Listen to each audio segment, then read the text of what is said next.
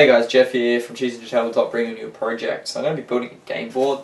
I already have a game board. It's a 6 foot by 3 foot board that folds up, and it's like, I guess, kind of upholstered with green felt to give it like the texture and stuff.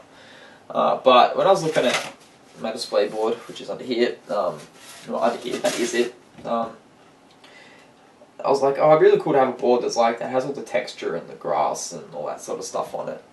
And I thought I could have a few bits of ply and make a 4 foot by 4 foot board out of it, because this is already 2 foot by 2 foot, so I just need 3 sections the same size. And I was like, that's kind of a bit costly. It's nice and sturdy and stuff. It's a little bit expensive, because I can't remember exactly, but it would have cost me a fair bit of money to do that. Like, not a huge amount, because plywood isn't overly expensive, but you know, I can save a bit of money and have, well, in my opinion, a cooler thing. So I found these in my room because I had these from ages ago. These boards of the high density foam. It's the same stuff as like the pink stuff, and I think it comes in blue as well. I thought, well, these are 2 foot by 1 foot. These are cheaper than plywood, and if I get another 6 of them, I can have a 4 foot by 4 foot board. And because they're in sections, there's going to be 8 different sections, I'm going to have a pretty interchangeable board. I'll be able to move things around a little bit. So for the most part, I'm not going to build any terrain into the board, so to speak, onto the board, so to speak, because I want to keep them flat so they're nice and easy to store, and I also want them to be my board to be usable for different scales. So I only really play fantasy at the moment, but I do have Flames of War, which I want to play, and I do have 6mm stuff, which I want to play. So I wanted a board that will suit all of them, so I don't have to, you know, go out and buy it. Like, I don't have to go out and make a new board for a different scale. I just have one board then, and I can, well, I have 2 boards, but I have one board that looks really nice that I can use for my scales. So yeah, so that's sort of why I wanted to build the board and what I'm going to do. Now, I've only got these 2 sections for now, and the place I get them from is out of stock. I could get it from another place, but they're a bit thicker, so I don't really want to do that because it won't sort of sit right. And another place I could get them from that I found, they use different measurements. They use millimeters instead of feet, which I do know how many millimeters make a foot and everything, but I kind of don't want to risk it being slightly different, because even like 5mm difference in length or width is going to make the board sit weird, and it's not going to be right. So I'm just going to wait for the place I get it from to be in stock, and it doesn't take them long anyway. You usually get in stock. I bought from them a couple of times before. So if I wait for them to have it in stock, I know I'm getting the exact same board size no matter what, and I won't have any problems. So yeah, like I said, I want to make it accessible for all my scales. There's not going to be too much terrain built into it. Essentially, I'm going to have 4 panels which are just flat. They're going to have nothing on them. They're just going to be like that, like the board underneath. I'm going to have these 2 sections here. My first 2 sections are going to be a river section, because I've always wanted a river in my game board. Always wanted one, so I'm going to finally do it. So these are going to make a river. So these aren't going to be too interchangeable, because they have to go like this, or like this. They're either this way or that way. But either way, they're pretty much, you're going to either have a river on the edge of your board or in the middle of your board, and that's about it. But all the other sections will be able to move around them. So I'm going to have 4 sections which are just like that. I'm going to have these 2 sections which are rivers. I'm going to have another 2 sections which have, well, at least, I think I'm going to have at least 1 section which has a hill or a couple of hills on it.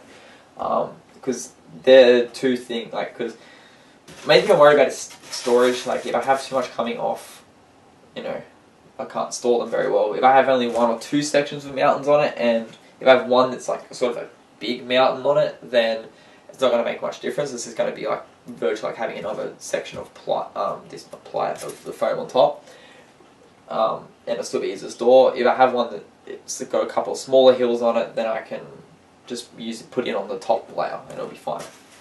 Like when I'm stacking and storing it. So yeah, this will be nice and easy to store. It's nice and light, nice and easy to move to if I want to go to a friend's house.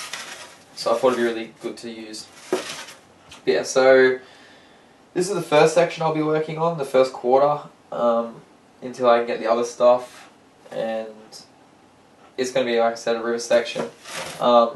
So the first section is this bit. It's going to be, you see I've got this here, the river is 5 inches across, and there's a 5-inch crossing here. So what I'm going to do is, that's going to be impassable, that's going to be impassable, they're both going to be deep, and it's going to be like a shallow section, nice slow moving water, like something that units could easily cross over. And the reason I'm making this one have a static crossing is so it's always like, I just really want to have like an actual river crossing. And that way it also suits all scales, because if it's just water, then it's just the same as having like this bit.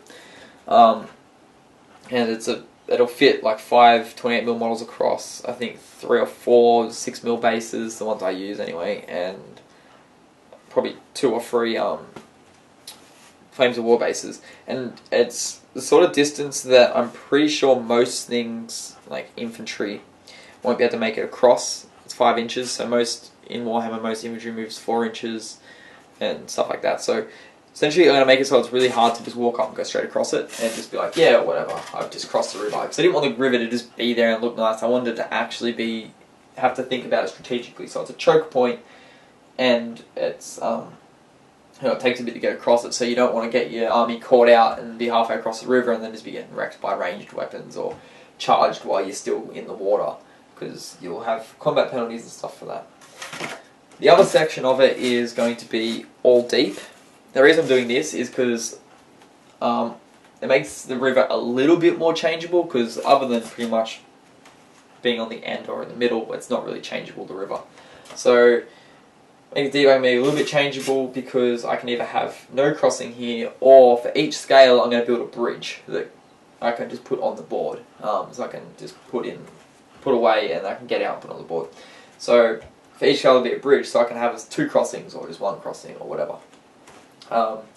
Yeah, so essentially what's going to happen is, because I want to fit all scales, it's just going to be like sort of all stuff that, like I said, that doesn't really matter what scale it is. It's just going to pretty much determine how large the river is, I guess. Like if 6mm, this is a pretty wide river. 28mm, it's not so wide. It's kind of probably more of a creek. Well, not quite a creek, but you know, it's not a huge river.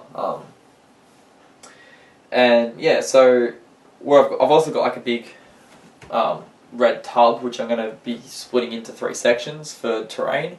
So I'm going to have my fantasy terrain, my 15mm terrain, and my 6mm terrain in there. And that way, pretty much what I'll do is I'll get the board out on my table, and then I'll pull my tub up, and if I'm playing fantasy, I'll grab some terrain out and put it on there. If I'm playing 6mm ancient stuff, I'll grab some terrain out and put it on there. Playing Flames of War, I'll grab some terrain out and put it on there, and it'll sort of build it up like that. That's where the main changes will come in, but I still have the ability to position where the river is on the board. A couple of hills I'll be able to position that are built into it. Although I could just build the hills separately and place them on as well, but I'd kind of like to have a couple that are sort of built into it, because I think it'll look really nice. But yeah, that's pretty much it for now, guys. I don't know when I'll get a chance to fully work on this, or a chance to update you on it, but yeah, that's the current plan for this. So yeah, thanks all for watching, guys, and I'll see you on the next one. Bye for now.